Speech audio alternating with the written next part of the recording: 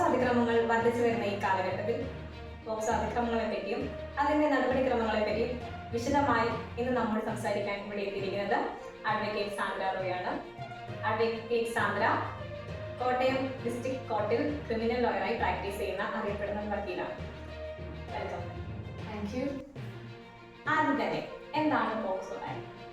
POCSO act എന്ന് പറയുമ്പോൾ നമ്മൾ ഒരുപാട് കേട്ട് തഴമ്പിച്ച ഒരു വാക്കാണ്. പോക്സോ എന്ന് പറഞ്ഞു കഴിഞ്ഞാൽ നമ്മുടെ നാട്ടിലെ സാധാരണ ആൾക്കാർക്ക് പോലും മനസ്സിലാവുന്ന ഒരു പേരാണ്. കാരണം നമ്മളിപ്പം ടി വിയിലാണെങ്കിലും പത്രത്തിലാണെങ്കിലും ഫോൺ എടുത്താലാണെങ്കിലും എല്ലാം പോക്സോ പോക്സോ എന്ന് കേൾക്കുന്നുണ്ട്. പക്ഷെ ശരിക്കും ഈ പോക്സോ എന്താണെന്ന് ഒരു സാധാരണ ആളോട് ചോദിച്ചു കഴിഞ്ഞാൽ അവർക്ക് ശരിക്കും അറിയാൻ പറ്റണമെന്നില്ല. അവർ മനസ്സിൽ വിചാരിച്ച് വെച്ചിരിക്കുന്ന പോക്സോ ആയിരിക്കണമെന്നില്ല.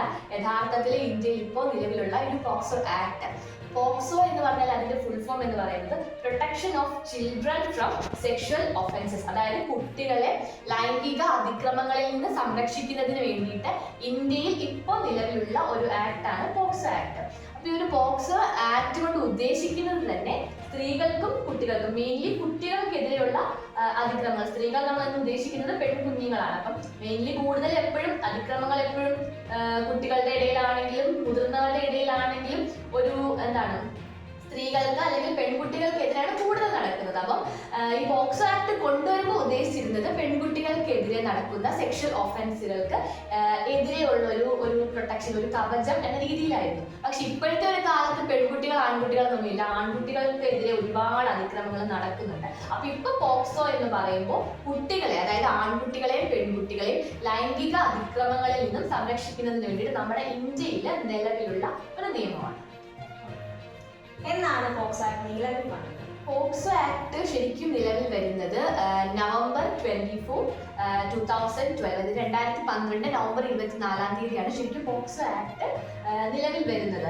ഈ പോക്സോ ആക്ടിന് മുന്നേ IPC, അതായത് നമ്മുടെ ഇപ്പോൾ ഉള്ള ഒരു നിയമം തന്നെയാണ് ഇന്ത്യൻ പീനൽ കോഡ്. അപ്പം ഇന്ത്യൻ പീനൽ കോഡിന്റെ ഉള്ളിലായിരുന്നു ഈ ഒരു സ്ത്രീകൾക്കും കുട്ടികൾക്കും എതിരെയുള്ള എല്ലാ അതിക്രമങ്ങളും. അതിനുശേഷം ഇവർക്കൊരു പ്രത്യേക പ്രൊട്ടക്ഷൻ വേണം. നമ്മൾ ചിലപ്പം ഈ വീക്കറായിട്ടുള്ള കാറ്റഗറികൾക്ക് എന്തിനാണ് സ്പെഷ്യലായിട്ട് നമ്മളിപ്പോൾ റിസർവേഷൻ കൊടുക്കുന്നുണ്ട്. റിസർവേഷൻ കൊടുക്കുന്നത് വീക്കറായിട്ട് സമൂഹത്തിന്റെ പിന്താരെയുള്ള ആളുകളെ മുമ്പിലേക്ക് കൊണ്ടുവരാൻ. അപ്പൊ ആ ഒരു അതിൽ നമ്മൾ കോൺസ്റ്റിറ്റ്യൂഷണൽ ഇക്വാളിറ്റി എന്ന് പറയുന്ന ആർട്ടിക്കിൾ 14 അതിൽ തരുന്ന ഇക്വാളിറ്റിയെ സംരക്ഷിക്കുന്നതിന് വേണ്ടിയിട്ടാണ് നമ്മൾ മെയിൻ ആയിട്ട് ഈ പോക്സോ ആക്ട് പോലെ വീക്കർ സെക്ഷൻ, കുട്ടികൾ എന്ന് പറയുമ്പോൾ ഏറ്റവും വീക്ക് ആയിട്ടുള്ള, ഇത് നാളത്തെ ഭാവി തലമുറയാണ്, അപ്പം അവരെ പ്രൊട്ടക്ട് ചെയ്യാന്നുള്ള ഒരു ലക്ഷ്യത്തോടു കൂടിയാണ് നമ്മൾ ഈ പോക്സോ ആക്ട് നിലവിൽ കൊണ്ടുവരുന്നത്. അപ്പൊ 2012, ഒരുപാടായിട്ടില്ല, 11-12 വർഷം ആവുന്നതേ ഉള്ളൂ ഈ പോക്സോ ആക്ട് നിലവിൽ വന്നിട്ട്. അപ്പൊ ഈ സ്ത്രീകൾക്കും കുട്ടികൾക്കും എതിരെയുള്ള അതിക്രമങ്ങൾ, മെയിൻലി കുട്ടികൾക്കെതിരെയുള്ള അതിക്രമങ്ങൾ, ഈ കുട്ടികൾ എന്ന് പറയുമ്പോൾ 18 വയസ്സിൽ താഴെയുള്ള കുട്ടികളാണ്.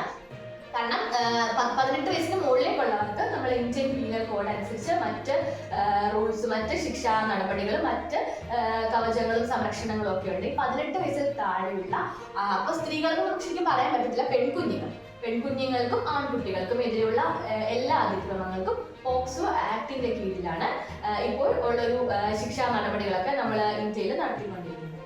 പോക്സോ ആക്ടിനെ നിയമമില്ലാത്ത വകുപ്പായി കണക്കാക്കുന്നുണ്ട്. എന്തുകൊണ്ടാണ് പോക്സോ കുറ്റകൃത്യങ്ങളെ അതീവ ഗുരുതരമായി കാണുന്നത്? ശരിക്കും പോക്സോയ്ക്ക് ഇത്ര ഇമ്പോർട്ടൻസ് നമ്മൾ കൊടുക്കുന്നത് ഇത് കുട്ടികൾക്കെതിരെയുള്ള അതിക്രമങ്ങളായതുകൊണ്ടാണ്.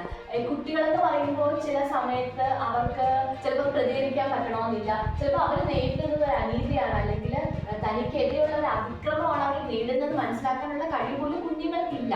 1 വയസ്സ് പ്രായമായിട്ടുള്ള 2 വയസ്സ് പ്രായമായുള്ള കുഞ്ഞുങ്ങൾക്ക് ശരിക്കും എന്താണ് ഈ ലൈംഗിക അതിക്രമങ്ങളെ കുറിച്ച് എന്താണ് അവർക്ക് അറിയാവുന്നത്? ഇപ്പൊ 5, 6, 7 ഇപ്പൊ നമ്മള് സ്കൂളുകളിലൊക്കെ സെക്ഷൽ എഡ്യൂക്കേഷൻ, അതായത് ലൈംഗിക വിദ്യാഭ്യാസം കൊടുക്കണമെന്ന് പറഞ്ഞിട്ടുണ്ടെങ്കിൽ പോലും ശരിക്കും ഇതിനെക്കുറിച്ചൊന്നും ആർക്കും തന്നെ വലിയൊരു ധാരണയില്ല. അപ്പൊ ഈ കുഞ്ഞു കുട്ടികൾക്കൊക്കെ എതിരെ നടക്കുന്ന ഇത്തരം അതിക്രമങ്ങൾ വർദ്ധിച്ചു വരുന്ന ഒരു കാലത്ത് ഇതിന് ഇത്രയും ഇമ്പോർട്ടൻസ് കൊടുക്കുന്നത് അവർക്ക് ഇതിന്റെ ഒരു ഗ്രാവിറ്റിയെ കുറിച്ച് അറിയത്തില്ല, ഞങ്ങൾ നേരിടുന്ന ഒരു അതിക്രമത്തെ കുറിച്ച് പ്രതികരിക്കാൻ അറിയത്തില്ല. അപ്പം ചിലപ്പോൾ അവർ ഓർക്കുന്നത് അത് ശരിയായിരിക്കും, അല്ലെങ്കിൽ എല്ലാവരും അങ്ങനെ ആയിരിക്കും. നമ്മുടെ ഇടയിലൊക്കെ നമ്മൾ സിനിമകളിലും അല്ലാതെ ഇപ്പം ഞങ്ങളൊക്കെ ആണെങ്കിൽ സ്ഥിരം കണ്ടുകൊണ്ടിരിക്കുന്ന ഒരുപാട് കേസുകളിൽ കുട്ടികൾക്ക് ഇപ്പോഴും മനസ്സിലായിട്ടില്ല അവരെന്തോ വലിയ അതിക്രമങ്ങൾ നേരിട്ടു എന്ന് അവർക്ക് ഇപ്പോഴും മനസ്സിലായിട്ടില്ല. ശരിക്കും കോടതികളൊക്കെ ഒരു ഫ്രണ്ട്ലി അറ്റ്മോസ്ഫിയറിലേക്ക് വളർന്നു വന്നിട്ടുണ്ട്. കുട്ടികൾക്കെതിരെയുള്ള അതിക്രമങ്ങളൊക്കെ ഇപ്പം സാധാരണ പണ്ടെന്നൊക്കെ പറയുമ്പോൾ നമുക്ക് കോടതിയിലൊക്കെ കേൾക്കുമ്പോൾ വലിയ ഭീകര അന്തരീക്ഷമായിരുന്നു. അപ്പൊ അതൊക്കെ കുട്ടികളുടെ മനസ്സിൽ പിന്നീട് ഭാവിയിൽ അവർക്ക് ദൂഷ്യം ചെയ്യും, വളർന്നു വരുന്ന കുട്ടികളുടെ മനസ്സിൽ. അപ്പൊ അതൊക്കെ കണക്കിലെടുത്തുകൊണ്ട് ഫ്രണ്ട്ലി ആയിട്ടുള്ള കുട്ടികൾക്കൊക്കെ ഭയങ്കര ഫ്രണ്ട്ലി ആയിട്ടുള്ള അറ്റ്മോസ്ഫിയർ ഇപ്പൊ പോക്സോ കോടതികളിൽ കേന്ദ്രീകരിച്ചു വരുന്നു. പോക്സോ കോടതികൾ തനി, അതായത് മറ്റു കോടതികളിൽ നിന്നും മാറി തനി. ഇപ്പൊ കോട്ടയത്തൊക്കെ ആണെങ്കിൽ പോക്സോ കോടതി ഇതിനൊപ്പം തന്നെയാണ്, പക്ഷെ സ്പെഷ്യൽ ആയിട്ട് മുകളിലത്തെ നിലയിൽ വലിയൊരു നല്ലൊരു അന്തരീക്ഷത്തിലാണ് ശരിക്കും പോക്സോ കോടതി സ്ഥിതി ചെയ്യുന്നത്. അപ്പം അതിൽ കുട്ടികളൊക്കെ വരുമ്പോൾ അവരുടെ ഒരു ഐഡന്റിറ്റി വെളിപ്പെടാതിരിക്കാൻ വേണ്ടിയിട്ട്, കാരണം ഭാവിയിൽ അവർക്കൊരു ബുദ്ധിമുട്ടുണ്ടാകാതിരിക്കാൻ വേണ്ടിയിട്ട് അവര് ഇപ്പം ഒരു കോടതിയിൽ സാക്ഷി പറയാൻ സാക്ഷി പ്രൂഫിൽ കയറി നിൽക്കുന്ന ഒരു മൊമെന്റിൽ അവരുടെ ഒരു ഫേസ് കവർ ചെയ്യാൻ വേണ്ടിയിട്ട് സ്പെഷ്യൽ ആയിട്ട് കർട്ടൻസ് ഒക്കെ ഉണ്ട്. അപ്പം അവർ ആരാണെന്ന് ആർക്കും മനസ്സിലാക്കാൻ സാധിക്കില്ല. പിന്നെ അവർക്ക് സ്പെഷ്യൽ ആയിട്ട് റെസ്റ്റ് ചെയ്യാനുള്ള മുറികളുണ്ട്, അവരെ കൂളാക്കാനുള്ള സംവിധാനങ്ങളുണ്ട്. അതുകൊണ്ട് ഒരു ഫ്രണ്ട്ലി അറ്റ്മോസ്ഫിയർ ഉണ്ടാക്കുന്നത് തന്നെ കുട്ടികൾക്ക് ഇതിനെക്കുറിച്ച് പറഞ്ഞ് മനസ്സിലാക്കി കൊടുക്കാൻ വേണ്ടിയിട്ടാണ്. നമ്മൾ ഇത്രയും ഒരു ഗ്രാവിറ്റി ഉള്ള ഒഫൻസുകളെ കുറിച്ച് കുട്ടികളെ കൂടുതൽ ബോധവാന്മാരാക്കണം. അപ്പൊ അതിനു വേണ്ടിയിട്ടാണ് നമ്മൾ ഇത് ഇത്രയും ഇമ്പോർട്ടൻസ് കൊടുക്കുന്നത്. പോക്സോ കുറ്റകൃത്യങ്ങൾ രജിസ്റ്റർ ചെയ്ത് കഴിഞ്ഞാൽ മുന്നോട്ടുള്ള നടപടിക്രമങ്ങളൊക്കെ എങ്ങനെയാണ്?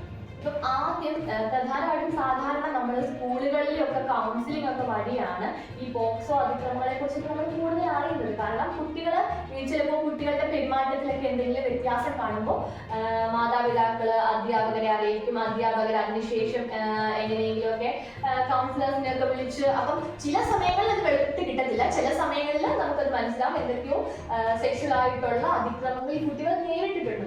അപ്പൊ അങ്ങനെയുള്ള ഒരു സിറ്റുവേഷൻ വരുന്ന സാഹചര്യം നമ്മൾ ആദ്യം ഒന്നെങ്കിൽ ഒരു വുമൻസ് സെല്ലിൽ ബന്ധപ്പെടും, അല്ലെങ്കിൽ ഡയറക്റ്റ് നമ്മൾ പോലീസ് സ്റ്റേഷനിൽ കംപ്ലൈന്റ് ചെയ്യും. അവർ അതിനുശേഷം FIR രജിസ്റ്റർ ചെയ്യും. അതിനുശേഷം ആ FIR കോടതിയിലേക്ക് വരും.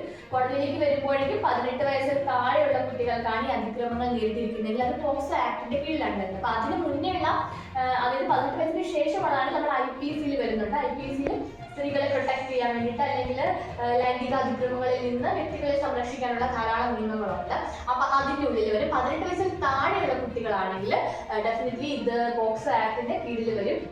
സോ FIR കോടതിയിലേക്ക് സബ്മിറ്റ് ചെയ്യും. പിന്നെ അത് അന്വേഷണം. അപ്പൊ അതിൽ ആരാണ് കുറ്റവാളി, ചിലപ്പോൾ കുട്ടികൾക്ക് അവരെ പെട്ടെന്ന് ഐഡന്റിഫൈ ചെയ്യാൻ കഴിയും. അപ്പൊ അങ്ങനെ ഐഡന്റിഫൈ ചെയ്ത് കേസ് അതിന്റെ നിലയിൽ, അതായത് സാധാരണ കോടതി ക്രമങ്ങൾ നടക്കുന്നത് പോലെ തന്നെ കേസ് മുന്നോട്ട് പോകും. അതിനിടയിൽ കുട്ടികൾക്ക് പല കൗൺസിലിങ്ങുകളുണ്ട്. കാരണം അവർക്ക് ഭയങ്കര ബുദ്ധിമുട്ടായിരിക്കുമല്ലോ എന്താണ് സംഭവിച്ചത് മനസ്സിലാക്കി കഴിയുമ്പോൾ.